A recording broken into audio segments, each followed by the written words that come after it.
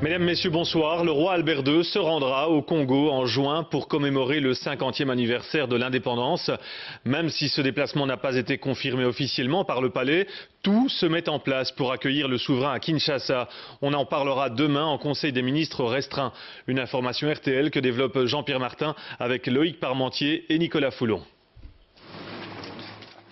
Le 19 janvier dernier, le ministre belge des Affaires étrangères rencontrait Joseph Kabila. Le président congolais disait encore attendre la réponse à l'invitation qu'il avait faite au roi. La diplomatie, il n'y a jamais de réponse assez claire et nette. J'espère bien qu'il va venir.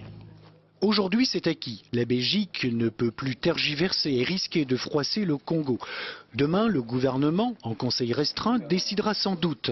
En quelques jours, Loretta Koelings et Joël Milquet, deux vice-premières, ont fait le chemin de Kinshasa et elles approuvent. Moi, à titre personnel, dès qu'on reçoit une invitation écrite et officielle, je pousserai pour qu'on ait une solution positive, bien sûr, puisque depuis le début, je pense que le roi doit y aller. À l'heure où on parle maintenant, je pense plutôt que toutes les conditions sont réunies pour saluer les 50 ans d'indépendance du Congo.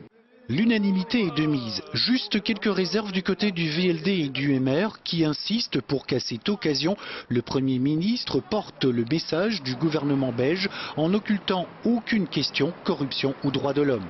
Ma position personnelle, c'est d'être favorable à la visite du roi à l'occasion du 50e anniversaire, mais pas n'importe comment, pas selon n'importe quelle modalité. Si le roi y va, c'est porteur évidemment d'un message politique vers l'Afrique centrale, vers le Congo en particulier, pour écrire une nouvelle page. L'Airbus de la force aérienne est d'ores et déjà réquisitionné. Quelques dizaines de chambres de l'hôtel Memling de Kinshasa ont été réservées.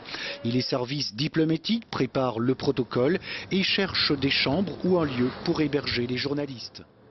Le déplacement royal au Congo s'annonce historique. Le roi Baudouin est le dernier souverain belge à avoir effectué une visite officielle à Kinshasa. C'était en 1985. Jean-Pierre Martin avec Frédéric Matricha. C'est à l'occasion d'une visite au Palais Royal que le président Kabila a invité le roi.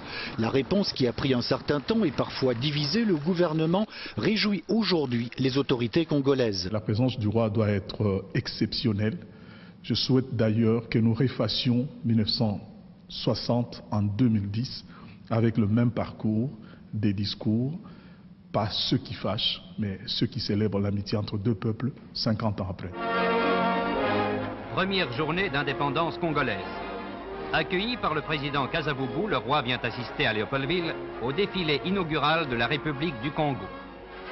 Le jeune roi Baudouin, surnommé Moana Kitoko, le bel homme, lors de son premier voyage en 1958, n'avait guère apprécié en revanche le discours de Patrice Lumumba en 1960.